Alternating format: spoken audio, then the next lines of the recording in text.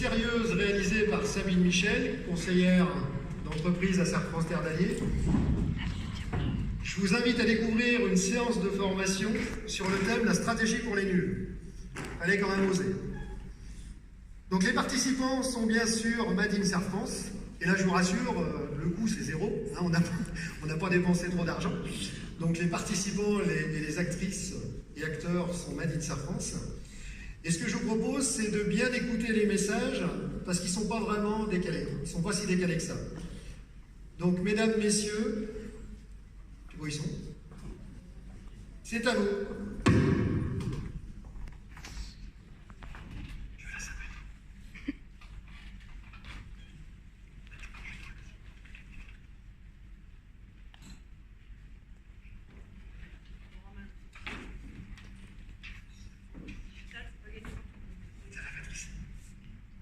Donc, comme l'a dit David, je vais vous présenter un travail qui a été porté par la veille économique au niveau du Serre-France sur la question des stratégies à l'horizon 2030. Certains d'entre vous vont reconnaître certains éléments de la présentation. Service technique. Donc voilà, pourquoi avoir travaillé sur la question des stratégies? C'est issu d'un constat, donc vous en êtes tous conscients, le modèle agricole est face à des ruptures. Effectivement, les agriculteurs reçoivent tous les jours des messages qui sont très contradictoires de la part des consommateurs, de la société, et ils sont en quête de sens. Une quête de sens qui vient au travers des questions d'environnement, des questions de bien-être animal. Aujourd'hui, l'agriculteur se sent quelquefois remis en question, et c'est plus vraiment sur quel pied danser. On a aussi des changements technologiques, vous le disiez tout à l'heure, qui touchent fortement le monde agricole, mais aussi le monde de l'artisanat, et qui pose la question de l'enjeu et de la maîtrise des données et de l'évolution du métier d'agriculteur et d'artisan. D'autre part, on a des politiques publiques qui sont très volontaristes sur l'environnement, mais qui derrière restent ancrées dans un marché ultralibéral et donc qui posent toujours la question de cette dualité et comment en tant qu'agriculteur et commerçant on arrive à s'engager et à faire évoluer son métier. La conséquence de tout ça, c'est que les systèmes agricoles sont chahutés. On le voit à travers des choses très fortes. C'est des évolutions en termes de production qui se font au-delà des pionniers. Habituellement, on avait plutôt un type d'agriculteurs qu'on pouvait appeler les innovateurs qui essayaient de faire changer les choses à l'échelle de leur exploitation. Aujourd'hui, on le voit, par exemple, quand on fait la PAC, chacun d'entre vous essaye de faire évoluer son assolement pour essayer de s'adapter à la météo qui est quand même très capricieuse, aussi à essayer de faire des économies, parce qu'au niveau économique, ça devient très compliqué. On le voit aussi, on a une disparité au niveau de nos exploitations, avec des très grandes fermes, des modèles quasi-industriels, et puis de l'autre, de très petites exploitations. Alors le message, c'est pas dire qu'il faut choisir l'une plus que l'autre, bien au contraire, il faut essayer de garder cette diversité, tout comme dans les métiers d'artisanat, mais derrière, pour garder cette diversité, il faut qu'on ait des politiques publiques qui puissent répondre et pousser ces deux modèles-là. On a aussi beaucoup de marchés qui s'entrecroisent, des marchés de grand export, des marchés nationaux, du local, des circuits courts. Pareil, comment on arrive et comment vous arrivez chacun à trouver votre place sur ces marchés-là. Donc ça, c'est plutôt des signaux forts. Et puis il y a des choses qui émergent, qu'on voit apparaître, c'est tout ce qu'on appelle les signaux faibles.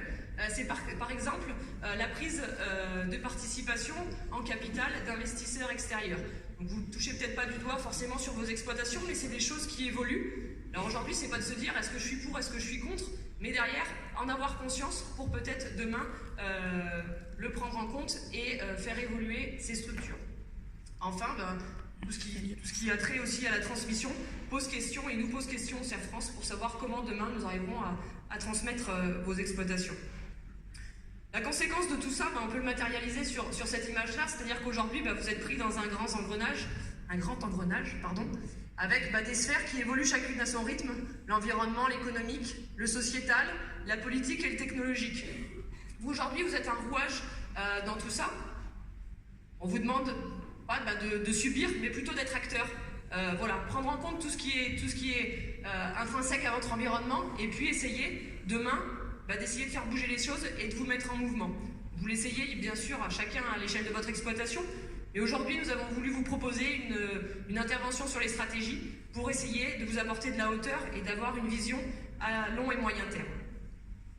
Se mettre en mouvement, c'est quoi? C'est commencer à se questionner sur des orientations stratégiques. D'abord, c'est se poser les bonnes questions. Qu'est-ce que je peux faire à l'échelle de mon exploitation et qu'est-ce que je veux faire demain? puisque le profil du dirigeant est quand même une clé importante dans la réflexion. Derrière, on a mis la petite phrase, chacun sa route, chacun son chemin. Vous pouvez être différents agriculteurs sur un même territoire, vous n'allez pas forcément aller dans la même orientation. Pourquoi? Parce que vous n'avez pas le même historique, vous n'avez pas les mêmes potentiels au niveau de votre exploitation, et vous n'avez peut-être pas les mêmes sensibilités. Donc derrière, c'est d'essayer de trouver l'orientation stratégique qui sera la plus adaptée à votre personnalité. Pour savoir où aller demain, on vous propose un peu 3 grandes orientations. Alors il n'y a pas de nouveauté, mais c'est essayer déjà de s'en imprégner. La première, c'est l'ajustement des volumes et des performances. La seconde, c'est le changement de pratique et l'évolution de son système dans sa globalité. Et enfin, la dernière, c'est la question de l'implication plus loin dans la chaîne de valeur. Donc ces différentes orientations, elles ne sont pas forcément ambivalentes. On ne va pas vous dire qu'il faut que vous alliez forcément dans l'une ou dans l'autre. Il faut voir ça un peu comme les anciens cours de maths, les vecteurs. Essayer de trouver la stratégie qui vous correspond le plus. Donc ça, c'est 3 orientations. Nous, au travers du CERF France, on a proposé un petit peu 4 stratégies, 4 avantages comparatifs. On a pu voir déjà présents sur certaines de vos exploitations, et puis que les filières essayent aussi de mettre en place. Le premier avantage qu'on vous présentera, c'est l'avantage compétitivité. Le second, c'est l'avantage contractuel. Le troisième, l'avantage système. Et enfin, l'avantage clientèle. Donc vous, aujourd'hui, vous êtes peut-être ce petit bonhomme, vous êtes ici et vous questionnez sur quelle stratégie entreprendre et surtout, par quel chemin je vais y aller.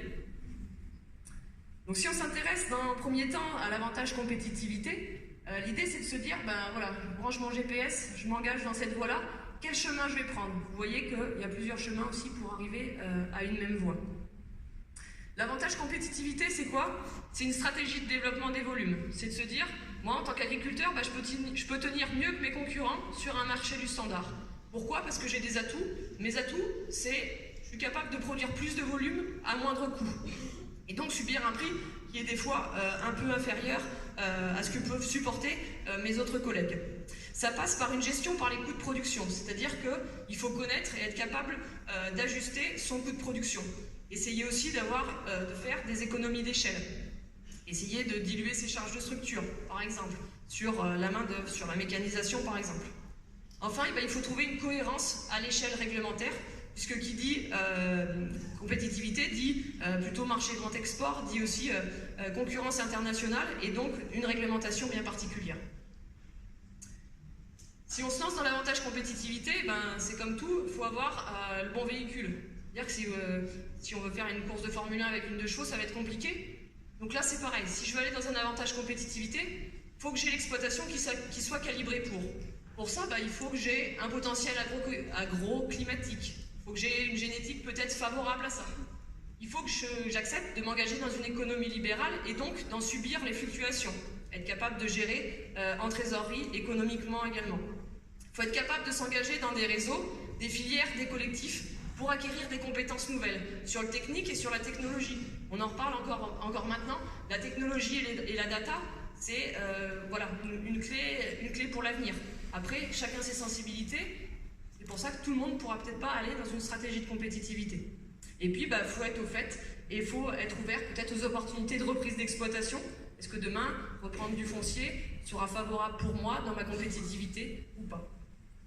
Si on se lance dans cet avantage compétitivité, derrière, il faut être prêt, il faut réussir à produire des volumes à moindre coût, ce qu'on disait tout à l'heure. Utiliser les objets connectés et la robotique qui évolue jour après jour. On le voit avec des choses simples, les GPS, avec des choses qui sont un peu plus compliquées, au niveau animal par exemple. Il faut être capable de changer un petit peu son organisation du travail. Aujourd'hui, on a peut-être l'habitude de fonctionner de telle ou telle manière, mais derrière, pour toujours essayer de réduire ses coûts de production, il y a peut-être des économies à faire aussi en termes d'organisation du travail.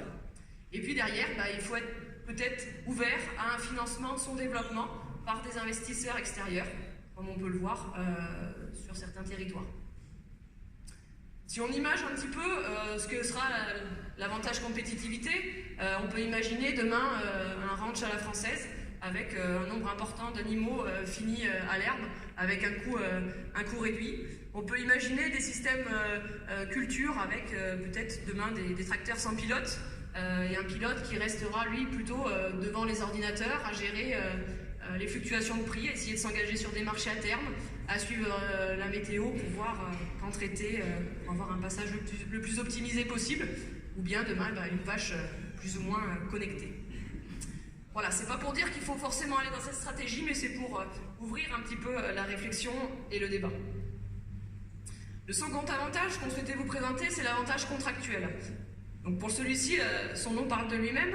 Donc là, on est plutôt dans une stratégie de segmentation, une stratégie de contractualisation. C'est-à-dire, je veux quelque chose qui me sécurise, je reste sur un marché du standard, mais avec au moins une source de différenciation et une source de valeur ajoutée supplémentaire. C'est par exemple le sans OGM, le sans antibiotiques. L'atout dans cette stratégie-là, c'est la montée en gamme. Je suis capable de me différencier et pour ça, je passe par une innovation. Parce que voilà, ce qui nous segmente aujourd'hui sera vite rattrapé par le standard. Donc il faut être capable d'innover en permanence. L'avantage que ça a, c'est de trouver de la cohérence avec des contrats et pourquoi pas des prix garantis, qui peut donner de la lisibilité et peut-être une sécurisation pour certains agriculteurs qui ont besoin de plus de lisibilité. L'avantage contractuel, pareil, il y a peut-être des motivations qui poussent à s'engager vers cet avantage-là. Le modèle agricole standard est quand même chahuté. Tous, nous n'avons pas la volonté de nous intégrer dans un système comme celui-ci, donc peut-être que pour certains, l'avantage contractuel peut correspondre. Il y a des filières qui sont structurées sur le territoire ou en développement, donc ça c'est bien être aussi au fait de ce qui existe à sa porte, au niveau de l'aval et de l'amont. Qu'est-ce qui peut être mis en place pour contractualiser? Qu'est-ce qu'on me propose au niveau céréales par exemple? Est-ce qu'il y a des contrats qui peuvent être faits? Pareil pour les bovins viande par exemple. Il faut essayer de valoriser les changements de pratiques au mieux pour répondre aux attentes sociétales. Et puis, il faut s'appuyer aussi sur tout ce qui est lancé au niveau de la contractualisation. On a vu avec les états généraux une volonté aussi d'aller sur un pourcentage de produits encore plus important de contractualiser. Est-ce que derrière, on peut s'appuyer dessus? Cela reste à voir. Pareil que tout à l'heure, pour s'engager dans une stratégie contractuelle, il faut être prêt, il faut réussir à respecter un cahier des charges. Donc ça, vous avez peut-être l'impression qu'on enfonce des portes ouvertes, mais respecter un cahier des charges, c'est peut-être pas évident pour chacun. Voilà, il faut être capable de planifier, il faut être capable de générer des lots homogènes. Il faut là aussi peut-être remettre un petit peu en cause ces pratiques. Et ça, c'est pas évident pour tout le monde. Il faut avoir un lien étroit avec la filière, il faut être à l'écoute, il faut être en écoute de la demande consommateur, de la demande en produits, et derrière, d'essayer de faire évoluer un petit peu ces pratiques. Il faut essayer de maintenir et d'accroître la performance économique, parce que malgré tout, même si on est sur un avantage contractuel, on est très proche de l'avantage compétitivité, et derrière, chaque centime est nécessaire et doit vous permettre de tirer votre épingle du jeu. Et puis, il faut être capable de faire évoluer ces pratiques en lien avec les exigences du contrat. C'est votre avantage contractuel, voilà, on a voulu le matérialiser, c'est par exemple du sans OGM, du sans antibiotiques. C'est des marques nouvelles qui se mettent en place, c'est pas pour dire qu'elles vont faire des volumes extraordinaires, mais c'est au moins des choses qui se lancent, qui s'engagent avec un fonctionnement avec d'autres opérateurs. C'est également l'exemple des contrats tripartis entre des organisations de producteurs, des GMS et puis des industriels. Le troisième avantage comparatif qu'on souhaite vous présenter, c'est l'avantage système. Celui-ci, il est un petit peu plus compliqué. C'est vraiment une stratégie de conversion, c'est j'ai la volonté de bousculer mes pratiques, de décloisonner mes ateliers et de raisonner à l'échelle globale mon exploitation. Ça passe par une conversion bio, ça c'est l'exemple un petit peu simple. Il y a d'autres avantages système qui peuvent être faits avec, on le voit de plus en plus, les énergies renouvelables par exemple. Où l'idée c'est de se dire, derrière je vais essayer de tout valoriser, même mes coproduits, même les interactions qu'il peut y avoir entre différentes productions sur mon exploitation. L'atout de cette stratégie-là, c'est les pratiques. Il faut être capable de faire évoluer son fonctionnement, de gérer la complémentarité entre les différentes productions de son système et de trouver de la cohérence à l'échelle de la filière. Parce qu'on a beau se convertir, si derrière les marchés ne sont pas en face, ça paraît compliqué et on peut se poser la question de l'intérêt de le faire. L'avantage système, donc les motivations, on voit qu'il y a quand même des politiques publiques et environnementales qui sont poussives. On a par exemple les MAEC, les mesures agro-environnementales système. Voilà, c'est pas pour dire que c'est des systèmes qui vont perdurer dans le temps, mais qui peuvent servir peut-être de tremplin pour certains d'entre vous qui voudraient aller un peu plus loin sur des stratégies systémiques. Il y a une évolution des modes de production, avec des innovations techniques qui sont quand même aguerries. On n'est plus à l'échelle de l'essai sur une parcelle, on a vraiment des choses qui se mettent en place et qui sont actées.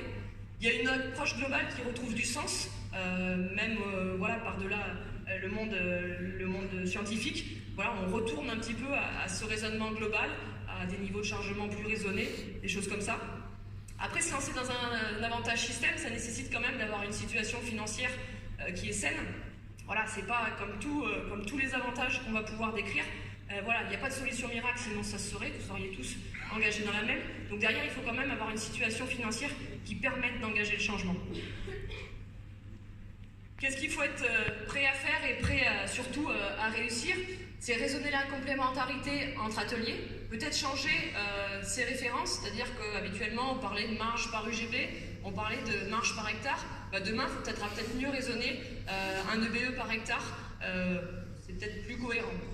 Développer de nouveaux services, être aussi innovant là-dessus et essayer de capter une rémunération à l'échelle de l'environnement, du territoire. Qu'est-ce que je peux apporter en tant qu'agriculteur à mon territoire? Essayer d'être à la hauteur des attentes clients et des exigences sociétales.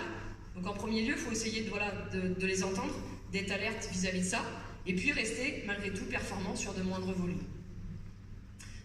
Donc cet avantage système, c'est ce qu'on disait, c'est l'agriculture biologique, c'est les énergies renouvelables, c'est des systèmes locavores, essayer de manger local, voilà, c'est des idées. Le quatrième avantage, c'est l'avantage clientèle. Là, c'est un resserrement et c'est un engagement plus près du consommateur. Je vais essayer d'aller vers le consommateur final. Pourquoi? Pour essayer de capter un peu plus de valeur ajoutée. Dans ce système-là, l'atout, c'est la polyvalence, parce que je ne resterai plus seulement producteur, je vais devoir derrière devenir transformateur et surtout commerçant et communicant vis-à-vis de mon produit. Et ça change un petit peu la donne. Je vais devoir m'adapter, avoir une forte adaptabilité parce que voilà, les métiers et les compétences que j'avais, il va falloir les développer et les accroître. Et enfin, en termes de cohérence, il faut vraiment que j'ai cette fibre commerciale parce que voilà, si vous ne supportez pas le client, ça va être compliqué de vendre vos produits. Donc l'avantage clientèle, quelles sont les motivations? On le sent quand même, il y a une volonté pour les consommateurs de se rapprocher du producteur, de savoir comment est fait le produit. Derrière, c'est pas pour dire qu'ils seront forcément prêts à mettre les centimes supplémentaires, mais malgré tout, il y a une volonté de comprendre et de connaître. Il y a une répartition de la valeur ajoutée qui reste toujours le nerf de la guerre. Donc on entend, voilà, c'est vrai que la valeur ajoutée elle revient pour très peu aux agriculteurs. Derrière, peut-être que dans cet avantage-là, on a la main pour essayer de capter quelques centimes supplémentaires. Derrière, il faut avoir un bassin de consommation local, parce que transformer 2 vaches et les vendre en caissettes, ça c'est quasiment à la portée de chacun. On le voit, nous, au niveau du conseil, chacun essaye un petit peu de mettre en place ça. Après, le faire perdurer et essayer de le faire sur un nombre de bêtes suffisantes, c'est un autre métier et c'est un autre domaine. Enfin, voilà, il faut gérer cette capacité relationnelle et puis cette polyvalence dans les activités. Derrière, voilà, il faut être prêt à réussir à répondre aux attentes clients, savoir communiquer, avoir vraiment une capacité relationnelle, être performant à tout niveau, sur la production, la transformation et la commercialisation. Même si vous avez la meilleure des bêtes, si elle est transformée et découpée, entre guillemets, n'importe comment, derrière, le consommateur, il va vous en acheter qu'une fois. Et puis derrière, il faut être capable de faire sa place et de trouver l'outil, la chose qui vous démarquera de vos concurrents et essayer de réussir à le communiquer aux consommateurs.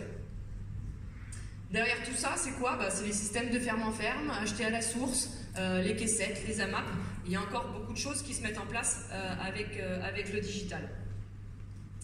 Donc la partie sérieuse de la présentation sur les stratégies, tout ça à sa fin. Voilà, l'idée c'est pas forcément de vous dire qu'il va falloir vous ancrer demain dans l'une ou l'autre des stratégies. Peut-être qu'il y en a certains qui sont déjà un petit peu orientés là-dessus. Derrière l'idée c'est plus de susciter la réflexion, commencer à se poser des questions. Où est-ce que je suis aujourd'hui? Est-ce que je me retrouve dans un des avantages qui a été cité? Où est-ce que je veux aller demain? Et derrière, est-ce qu'il y a de la cohérence entre tout ça? Donc pour illustrer ces propos, nous avons choisi de faire une petite scène de théâtre qui reprend ce que pourrait être une formation Serre France auprès d'artisans et d'agriculteurs sur une formation stratégie 2030. Donc place aux femmes et place à la formation.